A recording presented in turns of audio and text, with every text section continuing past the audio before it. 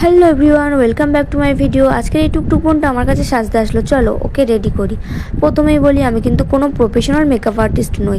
আমি আমার নিজের মনের মতো করে সাজাই। আমার কাছে যেই সাজতে আসুক আমি কাউকেই ফিরাই না, কারণ আমি নিজে যতটা না সাজতে পছন্দ করি তার থেকে বেশি আমি অন্যকে সাজাতে খুব ভালোবাসি।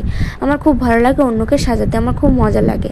সেই জন্য এই বোনটাকে আজকে সাজাতে বসলাম, কিন্তু ও খুব নড়াচড়া করছিল। ও বলছিল আমার এক জায়গায় বসে থাকতে খুব বোরিং লাগে।